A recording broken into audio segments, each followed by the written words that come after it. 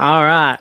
Welcome to the Making Management Show. This week we are diving right into micromanaging. But first, as always, I want to thank you for joining me on this journey. If you have so far, last week's episode, we talked about culture, and the week before that, we talked about communication. So if you haven't, jump back and give those a watch. Um, and when you do watch it live, so if you are watching live, I really appreciate it. But when you do watch it live, it gives us the kind of the opportunity to dialogue back and forth, which I think lets us dive deeper into deeper into the subjects with your questions, and I think it can offer super practical and actionable insights for you. So, like when you do subscribe, like I think you can hit the little bell on there, and it will actually tell you, like, notify you when we are going live, which would be cool. Um, so I want to just say thank you for that and for being a part of this community. And yeah, it's been super fun so far, and I look forward to jumping into this one. So um, I think before we address micromanagement, managing from a boss's or a manager's perspective, I think we should kind of look at it from the employee side. And I guess the main question is, like, have you personally ever been micromanaged? And you kind of might have to think back a little bit. Maybe it's, your first job or your first job coming out of college. And, maybe you had that boss that was just kind of always over your shoulder, kind of watching every little bit that you're doing. Um, and through that process, when you're trying to do your job to the best of your ability, but you have someone that's kind of like right over top of you, um, overseeing every little, email or every report that you're trying to complete. How did that make you feel when that person was like right over top of you? um did you feel personally that it made you more productive in that setting? And and kind of ultimately, did that management style allow you to flourish in your position? And I think those are all super valid questions. Um, when you think about, on the employee side, obviously this community is built for, leaders and managers of all levels, maybe, franchisees and business owners, etc. Um, but I think for us to get a grasp on where we're going with this topic is you got to look at it from the employee side and kind of how they're feeling when it comes to micromanaging. And I'll give you a little bit of my experience in terms of feeling micromanaged. And I've been there, so I can say it from my perspective as an employee. But when I was in a role, and I kind of felt, I had been doing my position for a little while, and someone kind of came in and started to oversee what I was doing, and um, you know, they really tried to interject themselves into, everything that I had been kind of working on and doing, and trying to make changes, or and really, um, the best way I can put it is just kind of like harking on every aspect of what I was doing, and not necessarily in a positive way, and not necessarily as a way of encouragement or coaching, but almost derogatory in a way, or undermining in a way, and not allowing me to do the job that I was meant to be doing. So during that time I felt very unmotivated, and not I just was frustrating going into work at the time, and having that type of you know person up above me. And that's my personally been my experience. And I'm sure, if you're watching, you can maybe think back to someone that was micromanaging you and how that made you feel. um and if that is the case, um you know why do you think that manager was doing it? And then, to fast forward it, if you might be that micromanager, what is making you do that? Um, but again, from the employee perspective, you know, if it made you feel pressure, uninspired, untrusted, incapable of what you're doing, um, then like if you were feeling that way, then it is very likely that if you are micromanaging, that your team members feel that way. Um, so we're gonna kind of go into like four main points in my mind of micromanaging. Um, and we'll kind of talk about each one of them. So, like, why might you be micromanaging? So, first of all, I'll say, we're going to talk about lack of training. Then we're going to go into lack of trust. Pardon me. Then we're going to kind of be talk about unable to release control as the manager or leader, and then number four, like a fear of failure. So we talk about those four things, and then we'll dive in a little bit. And again, if you're watching, if you have any questions, feel free to chime in. And if you are not watching live and you still have questions, again, throw them in the comments. And I try to, look at the comments throughout the week and respond there, so that there's that constant community building. Um, so first, you know, why might you, as the leader or manager or boss, be micromanaging your team members? And first and foremost, I think of lack of training. Um, if you feel like you have to micromanage everything that your team members are doing underneath you, then you have not trained them properly, and you have not trained them to fully do their job to the standards or expectations that you have as the team leader, or maybe the brand or the company has. And so ultimately it really comes back to that training piece.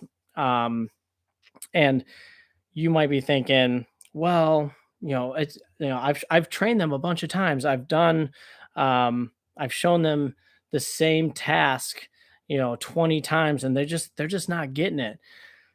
And so that's why I have to be over their shoulder the whole time while they're doing their work. If that's your excuse, then I would say you kind of have to look at your training style, and it just might not be um, being relatable to that particular person or team member. But ultimately, the proper training, and maybe you got to be the one right there next to them doing that training initially, and then allowing them to try it out themselves, maybe make some mistakes here and there. But as the leader, you're going to be there to catch them when they do make a mistake, and then kind of help them through the process. If you just train them and then leave them on their own to fall flat on their face, a lot of people might call this trial by fire. Um, and you do not catch them, then they're not going to have a whole lot of confidence in what they're doing. And if that's the case, they're likely going to lose their confidence. They're probably not going to want to continue to excel.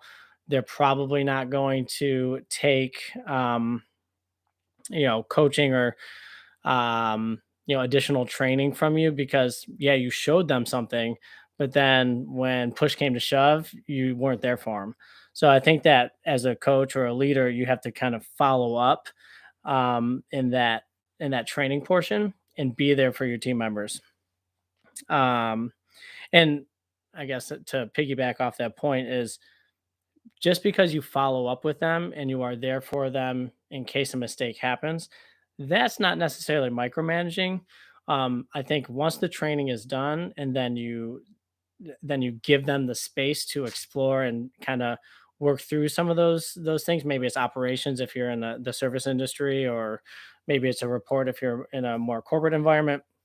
Um, but you allow them to work on it after that training, and then you can just double back and check in with them, say, hey, how's it going?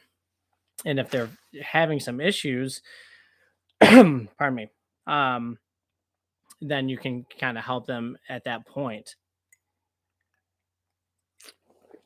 Ah, love Thursdays. um all right, and then that kind of brings me into um the second point, which would be lack of trust. And let's just assume that you have trained someone super well, and they've exceeded through the training program and the whole onboarding process, et cetera, and they're doing pretty well. um if you continue to be over your team members' shoulders or over your employees' shoulders, watching every little detail and things that they're doing, um, because why is that? It's probably because you don't trust them to do the job that you have hired them to do. And I'm just going to be very blunt about it. Like, I hope most of the people watching this are managers of some capacity, and if that's the case, then you kind of have to look at yourself and say, like, why don't I trust my team member to take care of the job role or task that I've assigned and that I've trained them to do. um so really, you kind of, it's more of an internal thing where you look at it and say, all right, um I've trained Joe over here well, and once that training is done, I'm going to assign him a task. You just have to trust Joe because you've trained him and he's exemplified all the things you need him to, that you're going to trust that he's going to do it and he's going to do it well. Pardon me. And again, just because you've trained them well and you trusted them doesn't mean you just like peace out as the leader or the boss. You still have to be, visible to them. You still need to be there in case they do fall. Again, as a leader, your job is to elevate and not just allow your team to, jump real high and then fall flat on their face. Your job is to motivate, train and motivate, teach them how to jump and how to jump high. But if they are about to fall, catch them.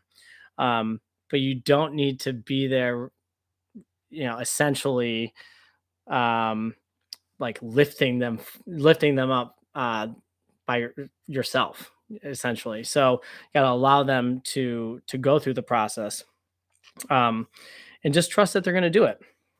So that would be number one, and number two kind of brings us to number three.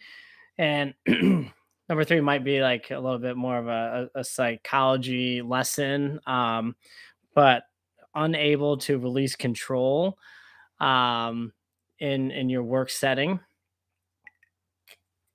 And if that if you're kind of feeling that way, like you go to work as a manager or leader and you feel like you need to control everything around you.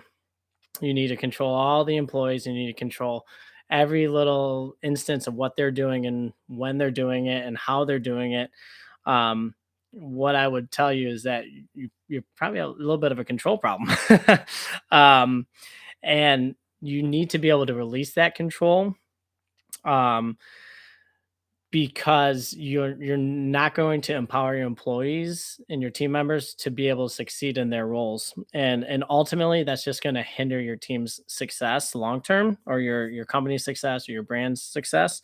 So you need, in each of these items, these, one, two, the four items, they all kind of build on each other, right? So you train them right, or you need the proper training first, and you know then you move on to being able to trust your team members to be able to work on what they're doing. And then following that is, you need to be able to release control and allow them to have that autonomy to do what they're paid to do, essentially, and what you hired them to do. um, in any store, in my world, single store might have anywhere from 8 to 16 employees.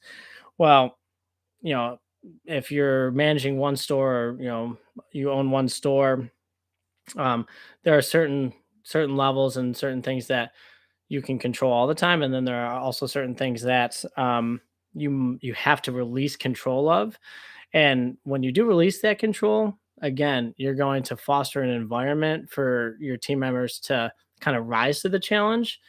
Whereas if you're micromanaging them, you're going to just suppress them. You're going to push them down because there's not going to be any room for growth, because you're going to be like in their ear, over their shoulder, and just not a good environment for them. And that again really kind of comes down to control. Um, and then you know the fourth item, and I think it's going to be a big one for a lot of people and a lot of people watching, would be a fear of failure.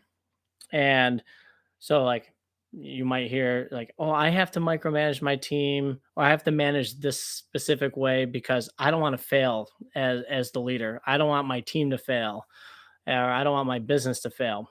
Well, you know, you're I don't you're saying that because you have a fear of it.